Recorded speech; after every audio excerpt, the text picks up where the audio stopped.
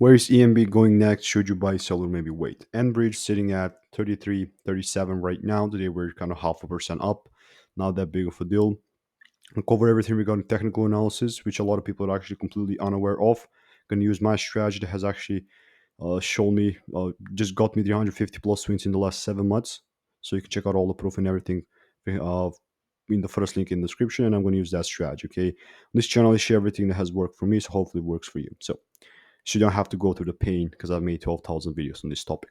Sitting at 33 cents, $33.35, we can see that EMB is in a beautiful upside trend, right? This is absolute beauty, right? This is when I say those stocks that have been actually going up for the last like 33 plus years or whatever.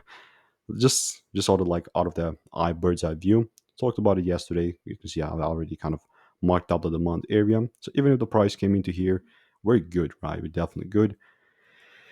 This past week and overall like this whole year, even from the last 1.5 year, let's say 1 year plus, we have been kind of consolidating, not that much movement going on at all. So it's been very boring with EMB. So what's my opinion on it? So actually marked up something in my previous videos. I'm just going to see what I've actually done. And the idea was here was actually just expecting the price to continue and take out the lows as such, right? So um right here. So my prediction was expecting the lows to get cleared here, right? This is just very bad drawings, but it was very fast done. So maybe we're going to fill back the gap and whatever, but expecting these lows to get cleared. And if the price doesn't do that and starts to break above this high on daily and weekly, then I'm expecting these highs to get cleared. So hopefully that makes sense. And if you want to learn my strategy for free, check out the first link in the description.